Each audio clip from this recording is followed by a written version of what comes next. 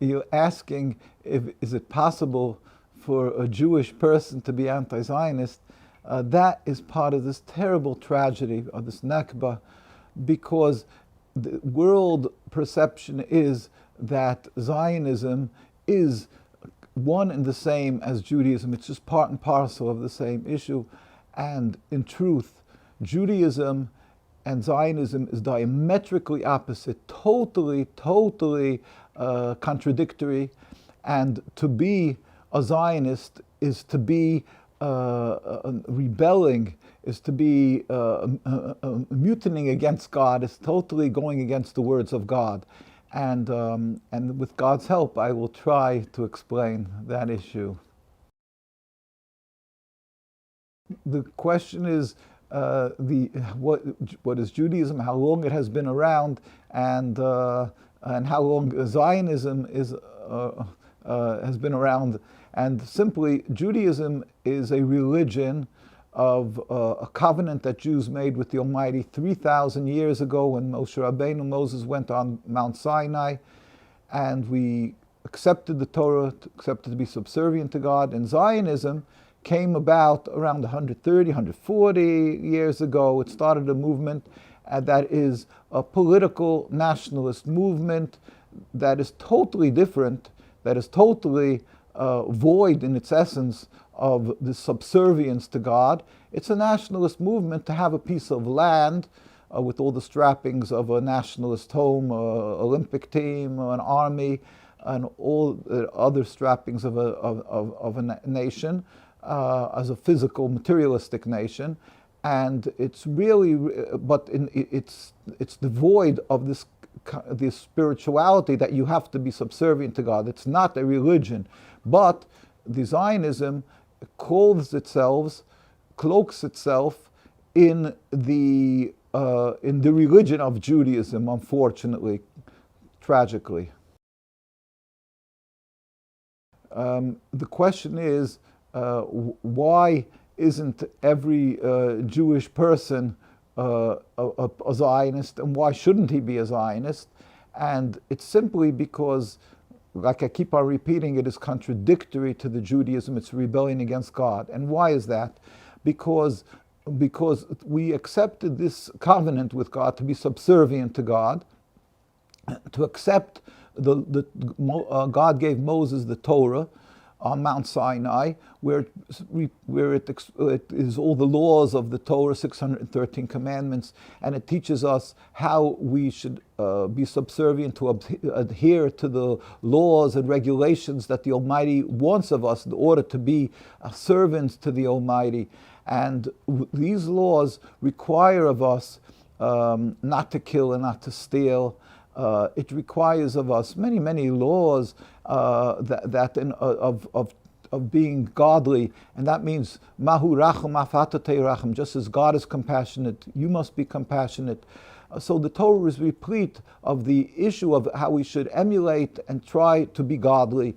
As I say, not to kill, not to steal, to show gratitude for good that is done to us from even nations that had done harm to us, but we have to recognize good that has been done to us and repay with gratitude and kindness. We have the issue of that God wanted of us, when we should be this godly nation, that we should go up to the Holy Land and serve Him, and that eventually build a temple, and in order to be totally immersed in the servitude of the Almighty, of God. But God warned us that why the Holy Land? Because it's a holy land. And God warned us in the Torah many times that if we are not on a especially high level of holiness, then the land will reject us just as a body rejects a foreign object, if you try to put something into a body and plant something, you have to take a lot of medication to see that the body should not reject it because it's sensitive. The Holy Land is sensitive, that one must be holy in order to reside in that land. And God warned us if we will not remain on this especially high level of holiness, we will be rejected from the land. And following that, we went to the land around 3,000 years ago, and eventually King Solomon built the temple. And basically, we had many prophets who came along through this period of time when we were there, warning the Jews, constantly telling them that God forbid, if they're not on that level, Isaiah, Ezekiel, Jeremiah, all the prophets warned the Jews that they have to be careful. They're not on that level. They will be, God forbid, sent into exile. And that culminated 1,000 years around after the Jews went in, which is 2,000 years ago. We were driven from the land by the Romans, by the Greeks. But this was not by the Romans, by the Greeks. As a Jew, who's a believing Jew, believes, we know that it was because the decree of God, and we say in our prayers, because of our sins we were driven from the land. But it came about through, God always makes it through a natural process, that it was through the Romans and then the Greeks. So we were driven from the land, and we were told by God, expressly warned by God, by a prophecy of King Solomon, which when he built the temple, way before it was destroyed, and he warned the Jewish people that if they're not going to be on this high level, will be dispersed amongst the nations. And he warned us that when that happens, we should never attempt to return en masse, in large numbers. We should never attempt to reestablish a Jewish sovereignty. We should never attempt to rebel against any nations, because this is what exile means, that the Almighty, who rules the world, constantly does good, punishes who's bad, that he, in an exacting way, that he is the one who will be driving us into exile. He wrote this prophecy well before it was destroyed. And he said, and once and it's a godly decreed issue, so you can't fight the hands of God. Ultimately, in exile, we are expected to try to better ourselves, to come closer to God, to serve Him properly, and that will bring, eventually, the Almighty, with His compassion, without any human intervention, will end the exile. And then all humanity will return, serve God in harmony, everybody will recognize the one God. Not that everybody will become Jewish. Everybody will come together and serve God in harmony, and God will rebuild a temple. That is the Jewish 101 of Judaism. That is what we yearn, every Jew, for the 2,000 years that we are in exile, we pray and yearn for. People ask what the groups are we affiliated with, and what are we doing in regard to this, what is our actions, our goals. And with God's help, we are with the people who are Orthodox, basically that we are true to the religion of Judaism, and therefore we feel incumbent upon ourselves to see that God's name should not be desecrated, that it should not be profaned, and people should not be doing things in the name of our religion that could bring to desecration of God, or sullying the name of God or our religion. Now, basically, Zionism is a movement that they attempt to speak in the name of the Jewish religion by declaring that Jews were in exile for 2,000 years, and that as every Jew yearns to return to be closer to God, which is what Judaism is, to be close to God and serve Him and sanctify His name, which the culmination, the pinnacle of this would be when we will return and God's name will be recognized throughout the world. So the Zionists come along and they use this yearning and this suffering of Jews of 2,000 years, and they say, hey, we are establishing the Jewish sovereignty, the Jewish return to the Holy Land, while in essence the whole concept of Zionism is not Judaism, they're nationalism, and in essence they do not recognize that it's the Almighty who rules the world. They don't recognize that we're being punished, that it's a punishment of a God being there. They totally turn Judaism on its head. They claim that we were lacking physical strength. That's why we were driven from the land. That's how the narrative they try to present. And their returning to the land is not only not what we yearn for and will accomplish our yearning and our striving and what we want as a Jew, but it rebels against the will of the Almighty, against the decree of the Almighty, and what is expected of us and what we want. Because returning to the land is clearly the breach of what King Solomon gave, the prophecy that tells us that do not attempt to return and breach the decree of God of exile. So it's a rebellion against God. As today, what we see, what is happening in occupied Palestine and what they call the state of Israel, we see today tragedy after tragedy, bloodshed, death, suffering on a colossal manner. Whether we see all of a sudden 1,400 people were murdered, of people who were citizens or so of the state of Israel, and mostly, I'm sure, almost entirely Jewish. And then immediately afterwards was the response of the Zionist state of Israel with their heavy hand, with their totally inhumane approach of bombing, strafing, bombing, killing, flattening almost a large segment of Gaza, and it hasn't stopped. So we're talking only one segment of it yet, and where they're holding already over 6,000, I believe, that were murdered, and obviously from the bombing that doesn't pinpoint who they're trying to target, is obviously they've maimed and wounded well over 10,000. It must be around 20,000 if there's over 6,000 wounded.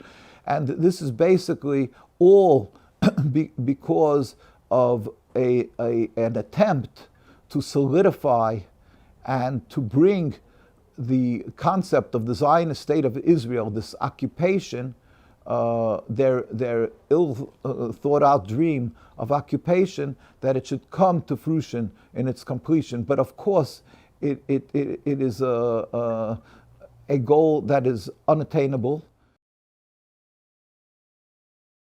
People ask us if we are self-hating Jews, and the answer is, again with the help of the Almighty, that the question in and of itself is a horrific question. It's again part of this Nakba, because the ones who are asking this question are committing such atrocities, such a mutiny against God, something that is to buttress and to support the death of Jews, because by occupying, by rebelling against God, it can only bring, God forbid, God should protect us, the loss of so many lives of the Palestinians and the Jewish people. This 1,400 people died because of the occupation. And they're asking this question is because they're totally in incomprehension of what it means to be a Jew. They don't fathom, they don't understand, they're lacking entirely the education, the knowledge, and the simple basics of what Judaism is. People ask if we consider ourselves extremist, of some fringe group or something, because of the stance we take. And with the help of the Almighty, it's totally people who do not comprehend what Judaism is. One of the laws of the 613 commandments is that we are required to stand up and to scold, to teach to the fellow Jew that they should not turn and stray from the laws of the Torah. That's a requirement. It's one of the commandments. On top of that, one of the greatest commandments, maybe the greatest command, is to sanctify God's name and not to stand by silently when God's name is being desecrated. So it's not an extremist issue. It is the basics of Judaism, of a requirement of Judaism, and the chief rabbi of Palestine, the greatest leader, we can say, of this in this last generation was Rabbi Yoel Teitelbaum. Rabbi Joel Teitelbaum, we say Rabbi Yoel Teitelbaum, of blessed memory, who was picked from all the great scholars and great saints, he was taken to be the chief rabbi of Palestine, not to be confused with the Israeli rabbinate and their chief rabbis, which is just a facade masquerading, just like the Zionists use the Star of David, the name Israel. It's all false. It's all farce. But we, the Jewish community in the Holy Land, had a chief rabbi. I won't go through. There was Rabbi Sonnenfeld of West Virginia, Rabbi Dushinsky, and after he passed on, there was Rabbi Yoel Teitelbaum. And Rabbi Yoel Teitelbaum pleaded with his followers, with the people who obeyed his words. He said, please go out on the streets and let everybody know that what is being committed in the name of our religion is not our religion. It's totally unacceptable according to our religion. He pleaded, he cried, he said we should do it at the cost of our lives. And of course many of his followers do that. Many more would do it if it wouldn't be for the intimidation, the heavy hand, the attacks, the murders, the assassinations of the Zionists against the anti-Zionists who were outspoken. If it wouldn't be for that, you would have the streets teeming with anti-Zionists speaking up and saying it's unacceptable, it's against our God, it's against our religion, and they would be out there day and night on the streets. What is the concept of Zionism? Zionism is a movement that is purely a material movement. It's a nationalist movement, and what it is it attempts to take a group of people and give them a legitimacy and the power to control a land, to have a land, and to be supported as a land needs by the world leaders, by the world governments. And in order to do that, they are clothing themselves in the Jewish religion, calling it the State of Israel, which is the name of Jacob, using the Star of David and all the Jewish symbols, the menorah, trying to tell the world that the reason for the legitimacy is because the Torah gives them the right to that, and the Torah wants them to create a state, and this is totally patently false, patently criminal to use Judaism, which states that we are not to kill or steal, and we are forbidden even to have 1 inch, 1 centimeter of Jewish sovereignty since the destruction of the temple 2,000 years ago.